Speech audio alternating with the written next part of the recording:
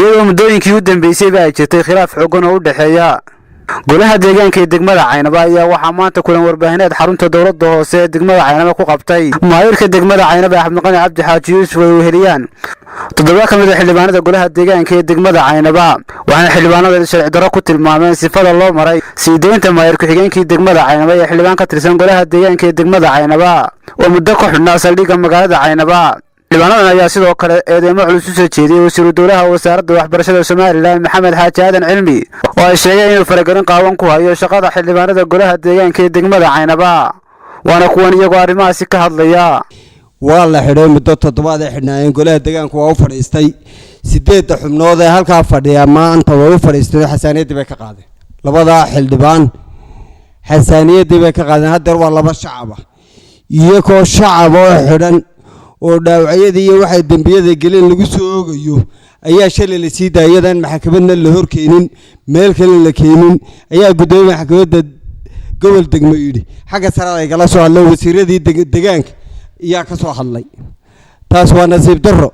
dalka waxa jira sharci baana lagu dhaqmaa waxyeelay geysteen oo qoomay geysteen oo wax badan bay geysteen waa sidaas uu dhigay xeertoosaadka iyaguna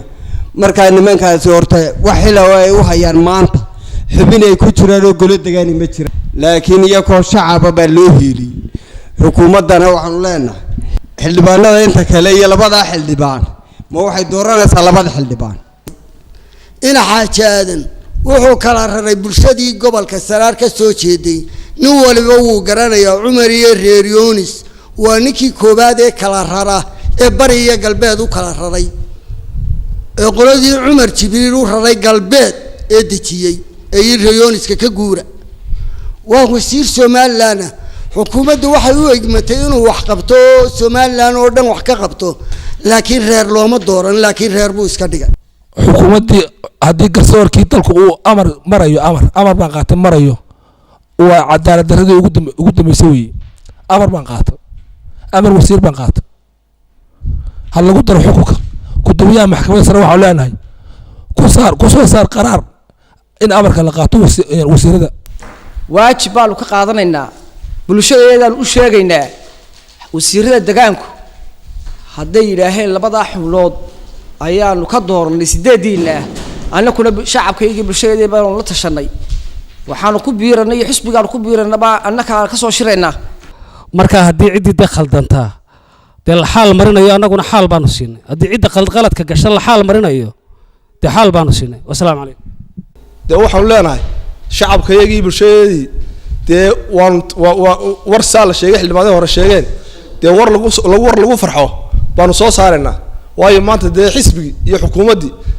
dee cod bay u baahan tahay waxa weeye maanta haddii 8 xildhibaan laga tashaday dee annaguna bulshadeedii baanu la tashanaynaa war lagu farxana waan soo saaraynaa insha Allah taala si dhaqso ah soo saaraynaa xisbiga iyo xukuumadana waxaan u sheegaynaa arrinka waa arrin diyaara waa arrin naga dhan wassalaamu calaykum waraxmatullaahi wabarakaatuh xisbi kasta ha ahaado sharcigu hadduu qofku dambi galo waa qabanaya sharcigu madaxweynaha qaranku qabanaya gudoomiyuhu qabanaya waa yaan ololihiinu noqon dambiilaha ha noqdo dambiilayaal bay haayeen gacantooda ay quufeen aan had ma aha hadeer oo kaliya dambiga gudoomiyaha degmada gudoomiyaha ku xigeenku geystay ma aha maanta qura in xukuumaddu tiraahdo laba xildhibaan iyo 8 baan kala dooranayna oo labadii baan qaadanay 8diina uma baahanin taasay u egtaa xukuumadda waxaan leenahay oo xisbiga waxaan leenahay wax degdeg ka qabta wax degdeg hawsha ka qabta maanta cod baa loo baahan yahay in la kala fogaadana loo baahna hawsha wax degdeg ah laga qabto soo fargeliyaan si kastaba ha ahaatee maalmihii u dambeysay waxaa jiray khilaaf cakiran oo xarkaha goostay kaasi oo u dhaxeeya xildhibaanada golaha deegaanka ee degmada Caynaba wasaaradda arrimaha gudaha Soomaaliland ayaa iyana dhankeeda ka gaabisay xal u helidda khilaafkan cakiran ee ragaadiyay golaha deegaanka ee degmada Caynaba Salabaan